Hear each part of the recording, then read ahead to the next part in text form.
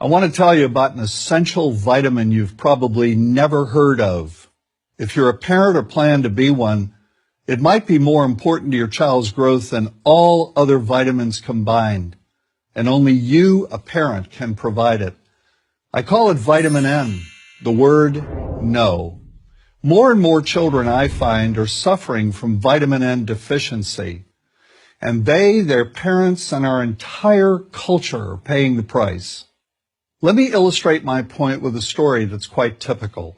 A father, I'll call him Bill, gave his son, age 5, pretty much everything the little boy asked for. Like most parents, Bill wanted more than anything for his son to be happy, but he wasn't. Instead, he was petulant, moody, and often sullen. He was also having problems getting along with other children. In addition, he was very demanding and rarely, if ever, expressed any appreciation, let alone gratitude, for all the things Bill and his wife were giving him. Was his son depressed, Bill wanted to know? Did he need therapy? His son, I told him, was suffering the predictable ill effects of being overindulged. What he needed was a healthy and steady dose of vitamin N. Overindulgence, a deficiency of vitamin N, leads to its own form of addiction. When the receiving of things begins to generate nothing but want for more things. One terrible effect of this is that our children are becoming accustomed to a material standard that's out of kilter with what they can ever hope to achieve as adults. Consider also that many, if not most, children attain this level of affluence not by working, sacrificing, or doing their best, but by whining, demanding, and manipulating. So in the process of inflating their material expectations, we also teach children that something can be had for next to nothing. Not only is that a falsehood, it's also one of the most dangerous, destructive attitudes a person can acquire.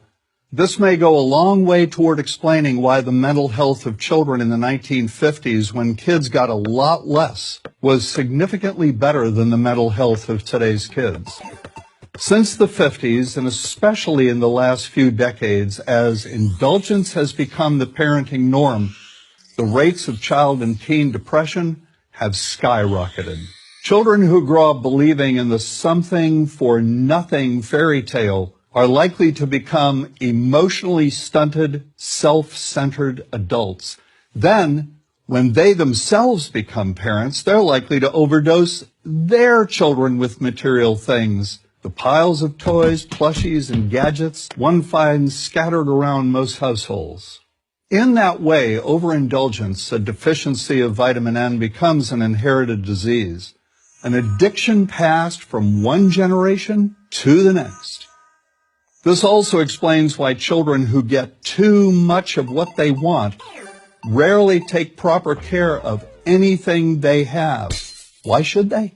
After all, experience tells them that more is always on the way. Children deserve better. They deserve to have parents attend to their needs for protection, affection, and direction. Beyond that, they deserve to hear their parents say no far more often than yes when it comes to their whimsical desires. They deserve to learn the value of constructive creative effort as opposed to the value of effort expended whining, lying on the floor, kicking and screaming, or playing one parent against the other. They deserve to learn that work is the only truly fulfilling way of getting anything of value in life, and that the harder they work, the more ultimately fulfilling the outcome. In the process of trying to protect children from frustration, parents have turned reality upside down. A child raised in this topsy-turvy fashion may not have the skills needed to stand on his or her own 2 feet when the time comes to do so. Here's a simple rule. Turn your children's world right side up by giving them all of what they truly need, but no more than 25% of what they simply want. I call this the principle of benign deprivation. No. Vitamin N. Dispense it frequently. You'll be happier in the long run, and so will your child. I'm John Rosemond, author and family psychologist for Prager University.